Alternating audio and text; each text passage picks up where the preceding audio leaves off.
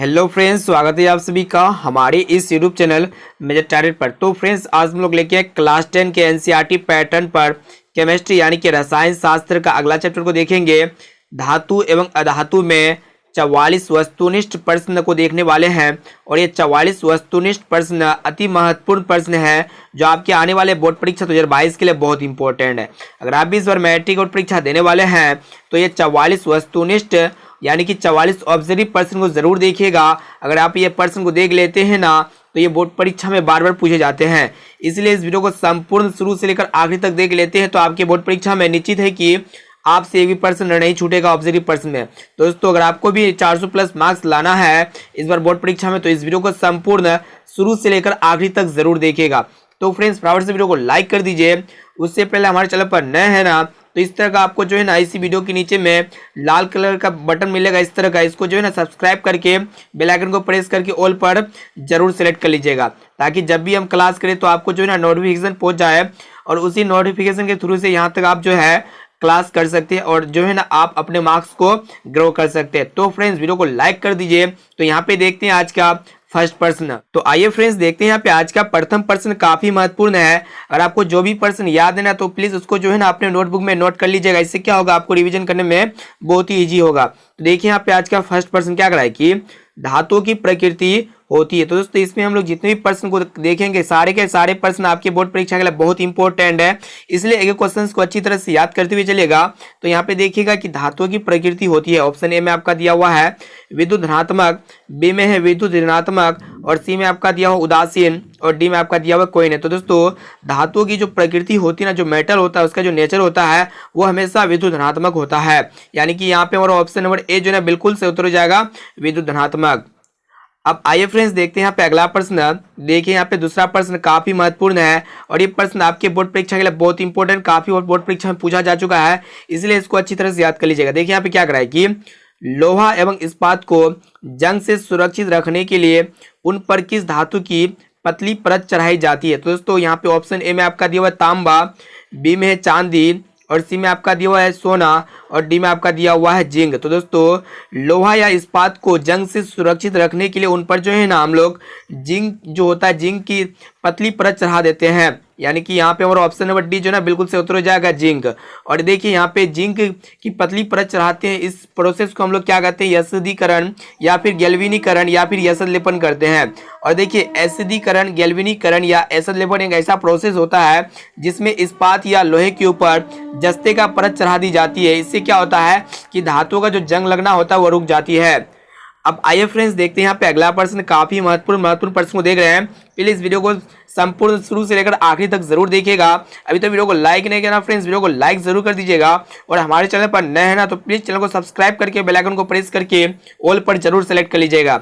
अब आइए देखिए यहाँ पे तीसरा प्रश्न काफी महत्वपूर्ण है कि किस रासायनिक यौगिक को गर्म करने पर प्लास्टर ऑफ पेरिस प्राप्त किया जा सकता है। तो दोस्तों, यहाँ पे आप लोग को बतलाना है कि कौन सा केमिकल कंपाउंड को गर्म करेंगे तो प्लास्टर ऑफ पेरिस प्राप्त किया जाएगा। तो दोस्तों, आप लोग को बता देते हैं यहाँ पे ऑप्शन ए में आपका दिया हुआ विरंजक चूर्ण, बी में जिप्सम और सी में आपका दिया हुआ चूना पत्थर और आपका डी में दिया हुआ है कच्चा चूना। अगर हम लोग जिप्सम को गर्म करेंगे तो क्या होगा, प्लास्टर ऑफ पेरिस का निर्माण किया जाता है, यानी कि प्लास्टर ऑफ पेरिस प्राप्त किया जाता है।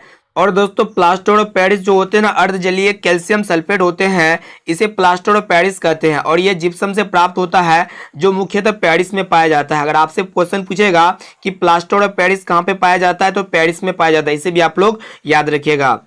अब आइए फ्रेंड्स देखते हैं यहाँ पे अगला प्रश्न काफी महत्वपूर्ण है। देखिए यहाँ पे कि अभिक्रियाशीलता के इस क्रम में कौन सही है। तो दोस्तों, ये प्रश्न मोस्ट इंपॉर्टेंट है और ये प्रश्न जो है ना एक दो बार पूछा जा चुका है बोर्ड परीक्षा में, इसलिए इसको अच्छी तरह से एक बार ध्यानपूर्वक देख लीजिएगा। तो दोस्तों, यहाँ पे अभिक्रियाशीलता के इस क्रम में कौन सा ऑप्शन सही है वही आप लोग को बतलाना है। तो देखिए यहाँ पे ऑप्शन सी में दिया हुआ है, देखिए यहाँ पे मैग्नीशियम का जो अभिक्रियाशीलता होगा ना वो एल्युमिनियम से अधिक होगा और देखिए एल्युमिनियम का जो अभिक्रियाशीलता होगा वो जिंक से अधिक होगा और जिंक का जो अभिक्रियाशीलता होगा वो लोहा से अधिक होगा, यानी कि यहाँ पे हमारा ऑप्शन नंबर सी जो है बिल्कुल से उत्तर हो जाएगा।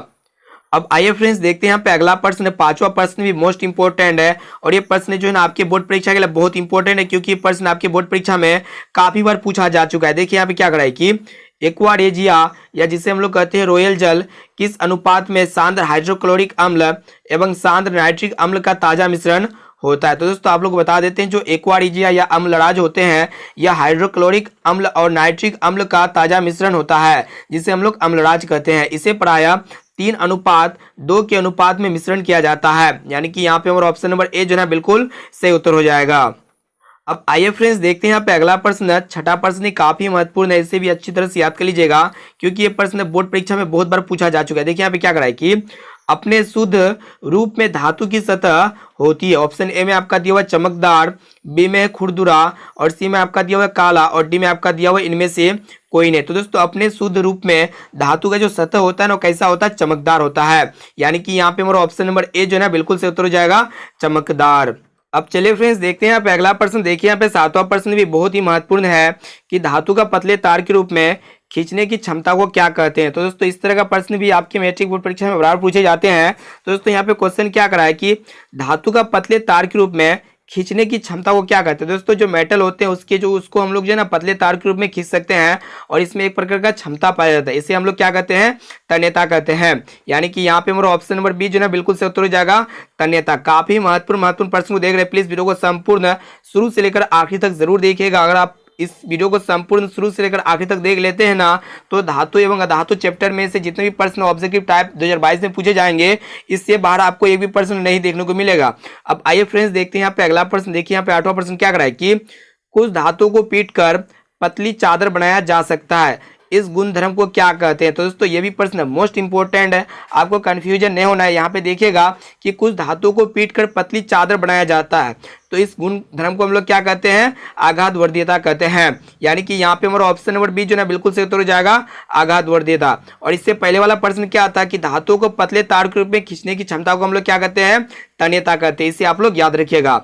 अब आइए फ्रेंड्स देखते हैं यहाँ पे अगला प्रश्न। देखिए यहाँ पे क्या करा है कि सबसे कठोर प्राकृतिक पदार्थ कौन है। तो दोस्तों यहाँ पे आप लोगों को 4 ऑप्शंस दिया हुआ है और ये चारों ऑप्शंस में से एक ऐसा पदार्थ होगा जो सबसे कठोर होगा। तो दोस्तों ऑप्शन ए में आपका दिया हुआ लिथियम, बी में हीरा और सी में आपका दिया हुआ सोडियम और डी में आपका दिया हुआ पोटेशियम। तो दोस्तों अब तक हीरे को जो है ना सबसे अधिक कठोर पदार्थ माना जाता है, यानी कि यहाँ पे हमारा ऑप्शन नंबर बी बिल्कुल से उत्तर हो जाएगा हीरा, या फिर जिसे हम लोग कहते हैं डायमंड।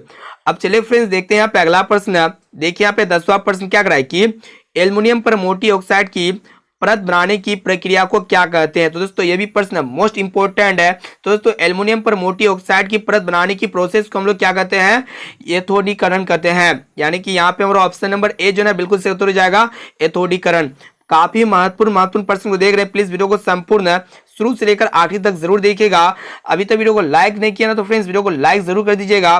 देखिए यहाँ पे नेक्स्ट प्रश्न क्या कराए कि जो धातुएं कठोर सतह से टकराने पर आवाज उत्पन्न करती है उन्हें क्या कहते हैं। तो दोस्तों ऑप्शन ए में आपका दिया हुआ है तन्यता, बी में ध्वनिक या जिसको हम लोग कहते हैं सोनोरस और सी में आपका दिया हुआ है आघात वर्धीयता और डी में आपका दिया हुआ है इनमें से कोई नहीं। तो दोस्तों जो धातु होते हैं उसको कठोर सतह से अगर टकराएंगे तो उससे क्या होगा, साउंड उत्पन्न होगा, तो उसे हम लोग क्या कहते हैं, ध्वनिक कहते हैं, या फिर जिसे हम लोग क्या कहते हैं, सोनोरस कहते हैं। यहाँ पे हमारा ऑप्शन नंबर बी जो है बिल्कुल सही उत्तर हो जाएगा। काफी महत्वपूर्ण प्रश्न को देख रहे हैं, प्लीज वीडियो को संपूर्ण शुरू से लेकर आखिरी तक जरूर देखिएगा।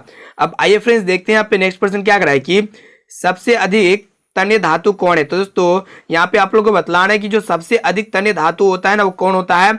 तो यहाँ पे देखिए ऑप्शन डी में दिया हुआ है सोना। सोना एक ऐसा पदार्थ होते हैं जो सबसे अधिक तन्य धातु होते हैं।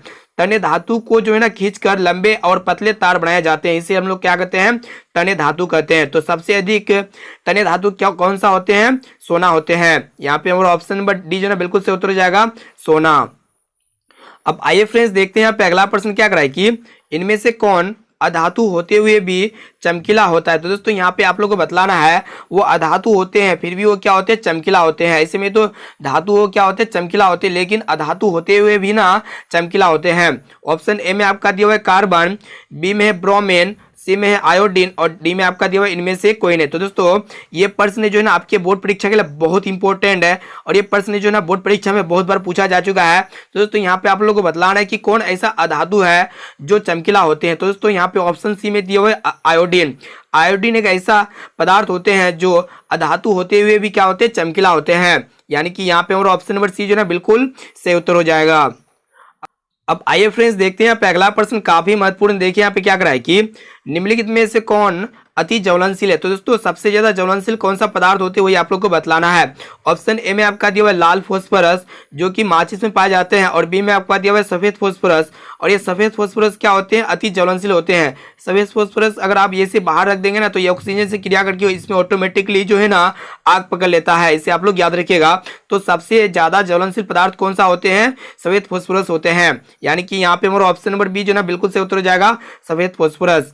आइए फ्रेंड्स देखते हैं यहाँ पे अगला प्रश्न है 15 नंबर प्रश्न मोस्ट इंपॉर्टेंट है। देखिए यहाँ पे क्या करा है कि विद्युत अपघटनी परिष्करण में अशुद्ध धातु को बनाया जाता है। तो दोस्तों विद्युत अपघटनी जो परिष्करण होते हैं इनमें जो अशुद्ध धातु होता है इसे जो बनाया जाता है ना एनोड से बनाए जाते हैं, और जो शुद्ध धातु होते हैं उसे कैथोड से बनाया जाते हैं, इसे आप लोग याद रखिएगा। तो सबसे पहले प्रश्न इस प्रकार का पूछ सकता है, जो विद्युत अपघटनी परिष्करण होते हैं उसमें जो अशुद्ध धातु को जो बनाया जाता है, जो जोड़ा जाता है ना, किससे जोड़ा जाता है, एनोड से जोड़ा जाता है, और वही विद्युत अपघटनी परिष्करण में जो शुद्ध धातु होता है उसको जो है ना किससे जोड़ा जाता है, कैथोड से जोड़ा जाता है, इसे भी आप लोग याद रखिएगा। काफी महत्वपूर्ण प्रश्न को देख रहे हैं, प्लीज वीडियो को संपूर्ण शुरू से लेकर आखिरी तक जरूर देखिएगा, वीडियो को आप थोड़ा भी स्किप नहीं कीजिएगा।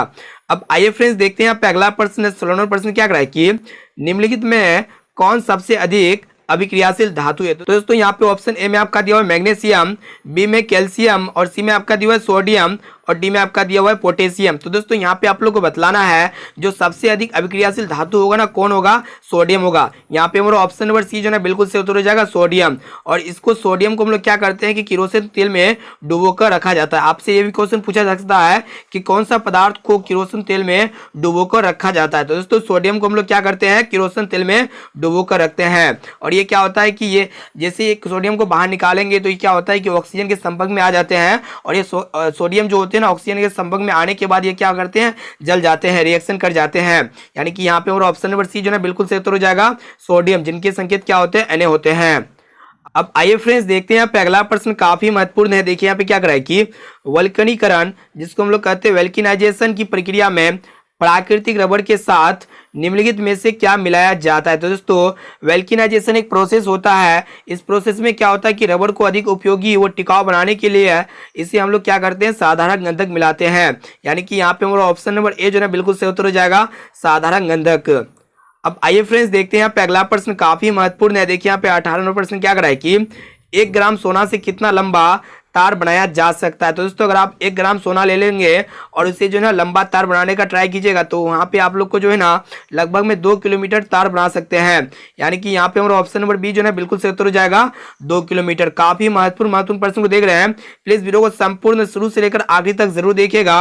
अब आइए फ्रेंड्स देखते हैं यहाँ पे अगला प्रश्न क्या करा है कि कमरे के ताप पर मरकरी धातु किस अवस्था में पाई जाती है। तो दोस्तों ऑप्शन ए में आपका दिया हुआ है ठोस, बी में है द्रव, और सी में आपका दिया हुआ गैस, और डी में आपका दिया हुआ कोई भी। तो दोस्तों कमरे का जो टेम्परेचर होता है ना, जो मरकरी धातु होता है ये जो है ना द्रव अवस्था में पाई जाती है। यानी कि यहाँ पे हमारा ऑप्शन नंबर बी जो है बिल्कुल सही उत्तर हो जाएगा द्रव यानी कि लिक्विड। आइए फ्रेंड्स देखते हैं यहाँ पे अगला प्रश्न काफी महत्वपूर्ण है। देखिए यहाँ पे क्या करा है कि व्यावसायिक स्तर पर एल्युमिनियम धातु का निष्कर्षण किस अयस्क से किया जाता है। तो दोस्तों व्यावसायिक स्तर पर जो एल्युमिनियम धातु होता है ना इसका जो निष्कर्षण करते हैं किस अयस्क से किया जाता है। तो दोस्तों यहाँ पे ऑप्शन ए में आपका दिया हुआ है कराओलाइट, बी में है बॉक्साइट, और सी में आपका दिया हुआ कोरोंडम, और डी में आपका दिया हुआ इनमें से कोई नहीं। तो दोस्तों व्यावसायिक स्तर पर जब एल्युमिनियम धातु का निष्कर्षण किया जाता है ना तो बॉक्साइट अयस्क से किया जाता है। यहाँ पे हमारा ऑप्शन नंबर बी जो है बिल्कुल सही उत्तर हो जाएगा बॉक्साइट अयस्क।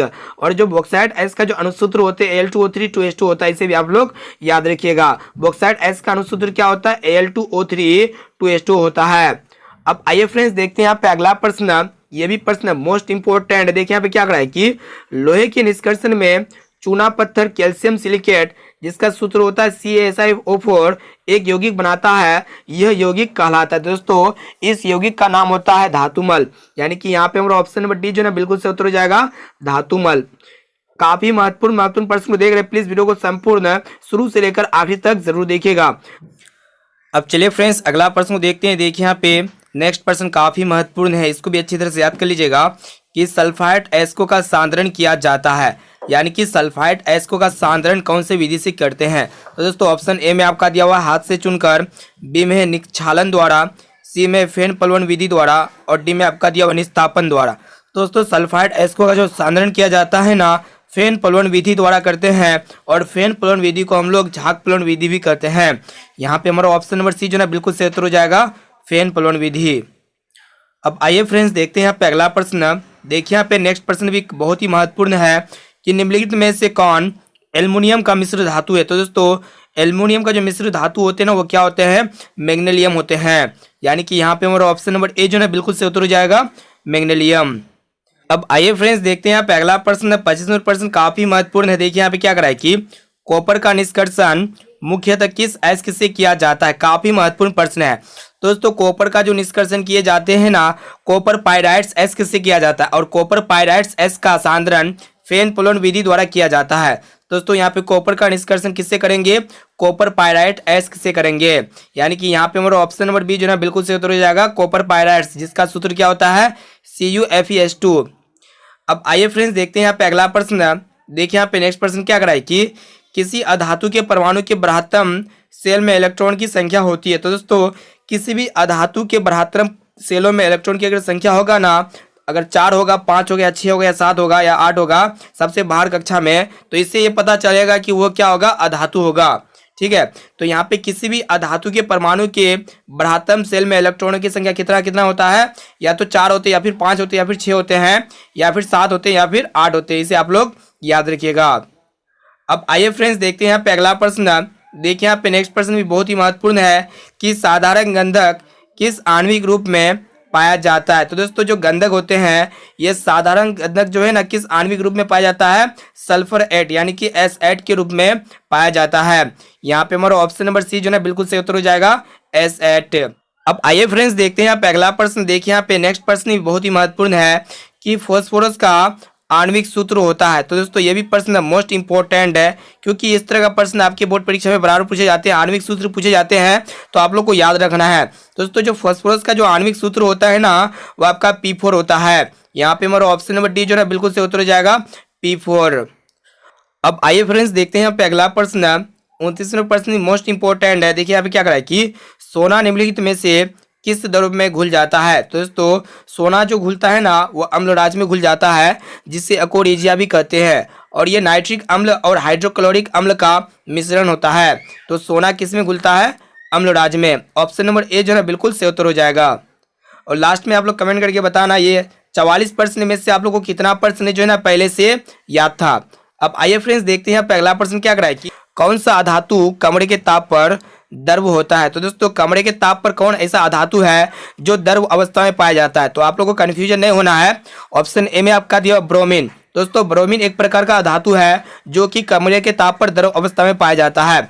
इनके अलावा पारा हो गया। पारा एक प्रकार का धातु होता है जो कमरे की अवस्था में, कमरे के ताप पर जो होता है ना तरल या द्रव अवस्था में पाया जाता है। इसे भी आप लोग याद रखिएगा। तो धातु अगर पूछे ना तो पारा होगा जो कमरे के ताप पर द्रव अवस्था में पाया जाएगा। अगर अधातु पूछेगा ना तो आप लोग को ब्रोमीन में ठीक लगाना है, क्योंकि ब्रोमीन एक प्रकार का अधातु होता है जो कमरे के ताप पर द्रव अवस्था में पाया जाता है। अब आइए फ्रेंड्स देखते हैं यहाँ पे अगला प्रश्न। देखिए यहाँ पे क्या करा है कि सीसा और टीन के मिश्र धातु को कहते हैं। दोस्तों सीसा और टीन के मिश्र धातु को हम लोग क्या कहते हैं वही आप लोग को बतलाना है। ऑप्शन ए में आपका दिया हुआ सोल्डर, बी में स्टील, और सी में आपका दिया हुआ गन मेटल, और डी में आपका दिया हुआ उपधातु। तो दोस्तों सीसा और टीन के मिश्र धातु को हम लोग क्या कहते हैं, सोल्डर कहते हैं। यानी कि जब सीसा और टीन को मिश्र धातु के द्वारा बनाया जाता है तो सोल्डर का निर्माण होता है। यानी कि यहाँ पे हमारा ऑप्शन नंबर ए जो है बिल्कुल सही उत्तर है। अब आइए फ्रेंड्स देखते हैं यहाँ पे अगला प्रश्न। देखिए यहाँ पे नेक्स्ट प्रश्न, ये भी प्रश्न मोस्ट इंपॉर्टेंट है कि निम्नलिखित में से कौन अधिक अभिक्रियाशील है। तो दोस्तों यहाँ पे आप लोग को 4 तत्व दिया हुआ है और इन्हीं चारों तत्वों में से आप लोग को बतलाना है कि इन्हीं चारों तत्वों में से एक तत्व ऐसा होगा जो सबसे ज्यादा अभिक्रियाशील होगा। तो दोस्तों यहाँ पे ऑप्शन ए में आपका दिया हुआ है कॉपर। कॉपर एक ऐसा तत्व है जो सबसे अधिक अभिक्रियाशील है।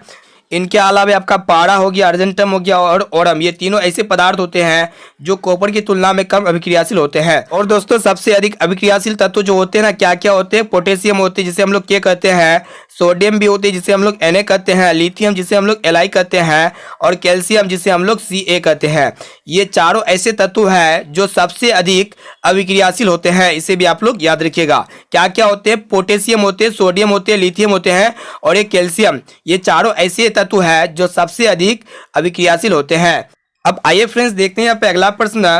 देखिए यहाँ पे 33वां प्रश्न मोस्ट इंपोर्टेंट है कि अमलगम एक मिश्र धातु है जिसमें एक धातु हमेशा रहता है। ऑप्शन ए में आपका दिया हुआ है कॉपर, बी में सिल्वर, और सी में आपका दिया हुआ पारा, और डी में आपका दिया हुआ सोना। तो दोस्तों अमलगम एक मिश्र धातु होता है जिसमें एक धातु जो होता है ना पारा होता है, यानी कि यहाँ पे हमारा ऑप्शन नंबर सी जो है ना बिल्कुल सही उत्तर हो जाएगा पारा। काफी महत्वपूर्ण प्रश्न देख रहे हैं। अभी तो वीडियो को लाइक नहीं करना है फ्रेंड्स, वीडियो को लाइक जरूर कर दीजिएगा, और हमारे चैनल पर नए हैं ना तो प्लीज चैनल को सब्सक्राइब करके बेल आइकन को प्रेस करके ऑल पर जरूर सेलेक्ट कर लीजिएगा।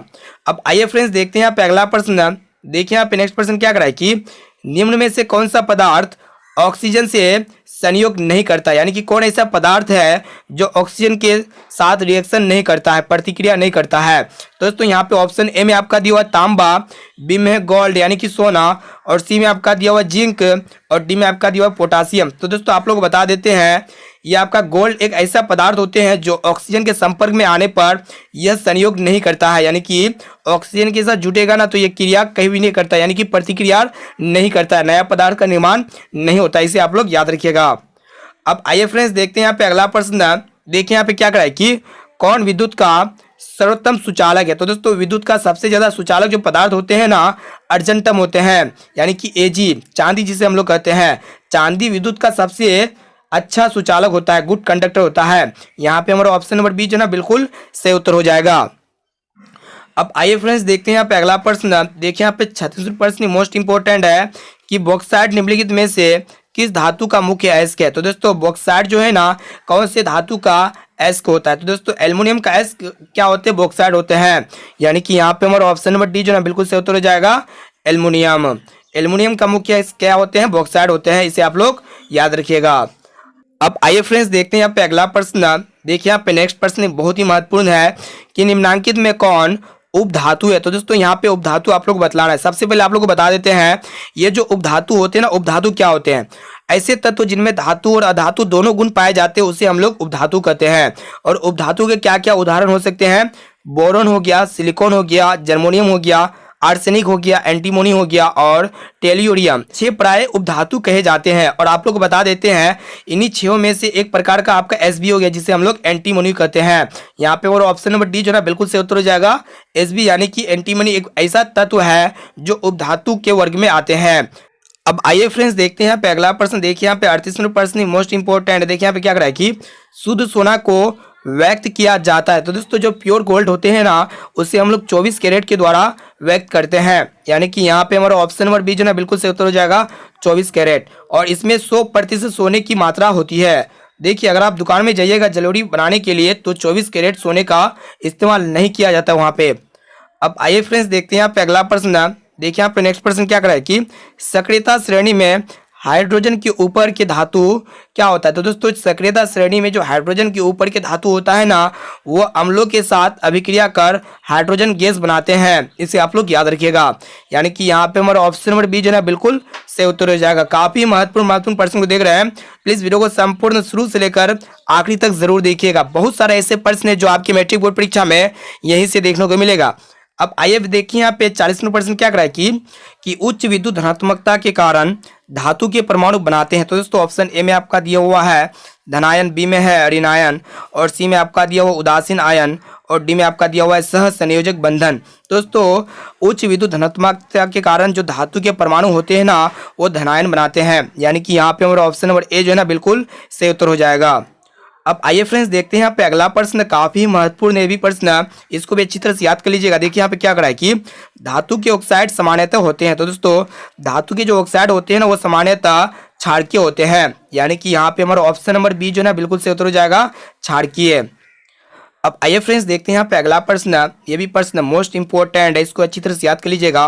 और ये प्रश्न जो है ना आपकी बोर्ड परीक्षा में बहुत बार पूछा जा चुका है। देखिए यहाँ पे क्या करा है कि अयस्क से चुंबकीय अशुद्धियों को दूर करने के लिए जो विधि प्रयुक्त की जाती है वह है। तो दोस्तों जो अयस्क होते हैं जो और होते हैं उससे चुंबकीय अशुद्धियों को दूर करने के लिए जिन विधि का प्रयोग करते हैं वह विधि जो कहलाते हैं ना चुंबकीय पृथक्करण विधि कहलाते हैं, यानी कि यहाँ पे हमारा ऑप्शन नंबर डी जो है ना बिल्कुल सही उत्तर हो जाएगा चुंबकीय पृथक्करण विधि।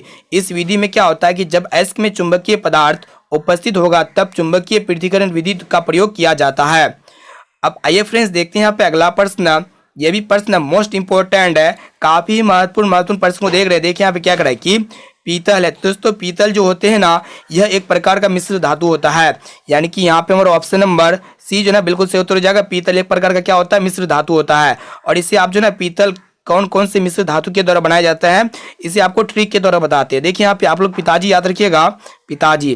तो यहाँ पे देखिए पिताजी है ना, तो पीतल यहाँ पी से हो गया आपका पीतल हो गया, ठीक है। और पीतल का जो बनाया जाता है ना तांबा, ता से हो गया आपका तांबा, ठीक है। और यहाँ पे जी से हो गया आपका जिंक।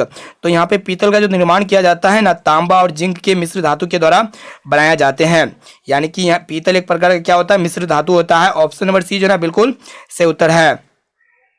अब आइए फ्रेंड्स देखते हैं यहाँ पे अगला प्रश्न काफी महत्वपूर्ण है। देखिए यहाँ पे क्या करा है कि निम्नलिखित में से किसे चाकू से काटा जा सकता है। तो दोस्तों लिथियम यानी कि Li जिसे हम लोग कहते हैं, इनके अलावा सोडियम जिसे Na कहते हैं, और पोटेशियम यानी जिसे हम लोग क्या कहते हैं। तो लिथियम, सोडियम और पोटेशियम ये तीनों ऐसे होते हैं जिसे हम लोग आसानी से चाकू से काट सकते हैं। ए में आपका दिया हुआ लिथियम, ये लिथियम को हम लोग जो है ना आसानी से चाकू से काट सकते हैं। इसलिए यहाँ पे हमारा ऑप्शन नंबर ए जो है ना बिल्कुल सही उत्तर हो जाएगा। अब आइए फ्रेंड्स देखते हैं यहाँ पे अगला प्रश्न 45 नंबर प्रश्न बहुत ही महत्वपूर्ण है कि निम्न में से कौन आयनिक यौगिक है। तो दोस्तों आयनिक यौगिक यहाँ पे आप लोग को बतलाना है, जिनमें धन आयन और ऋण आयन होते हैं उसे हम लोग आयनिक यौगिक कहते हैं। तो यहाँ पे आयनिक यौगिक जो होगा ना CaCl2 होगा, यानी कि कैल्शियम क्लोराइड। यहाँ पे हमारा ऑप्शन नंबर सी जो है ना बिल्कुल सही उत्तर हो जाएगा। यह एक प्रकार का आयनिक यौगिक का उदाहरण है। अब आइए फ्रेंड्स देखते हैं लास्ट और अंतिम प्रश्न क्या कराए कि निम्न में से कौन अधातु है। तो दोस्तों यहाँ पे आप लोग को बतलाना है कि कौन जो है ना अधातु है। तो यहाँ पे ऑप्शन ए में आपका दिया हुआ Fe जो धातु है, और बी में आपका दिया हुआ कार्बन जिसे हम लोग जो है ना सी से दिखाते हैं। तो ये कार्बन एक प्रकार का अधातु होता है। इसलिए यहाँ पे हमारा ऑप्शन नंबर बी जो है ना बिल्कुल सही उत्तर हो जाएगा। अब आइए फ्रेंड्स देखते हैं यहाँ पे आज का होमवर्क प्रश्न, और इसका जवाब जो है ना आप लोग को इसी वीडियो में कमेंट करके बताना है। देखिए यहाँ पे क्या करा है कि सभी अम्लों में पाया जाता है। तो दोस्तों सभी अम्लों में क्या पाया जाता है। ऑप्शन ए में आपका दिया हुआ ऑक्सीजन, बी में हाइड्रोजन, और सी में आपका दिया हुआ कैल्शियम, और डी में आपका दिया हुआ नाइट्रोजन। तो दोस्तों जितने भी एसिड होते हैं उसमें जो है ना क्या पाए जाते हैं वही आप लोग को बतलाना है। तो इसका जो है जवाब आप लोग कमेंट करके जरूर बताइएगा। दोस्तों आपका जितने भी फ्रेंड्स 2022 में मैट्रिक और परीक्षा देने वाले हैं, इस वीडियो को जो है ना चारों तरफ जरूर फैलाइएगा। तो दोस्तों वीडियो को संपूर्ण शुरू से लेकर आखिरी तक देखने के लिए थैंक यू। फिर मिलते हैं जल्दी अगले वीडियो पे।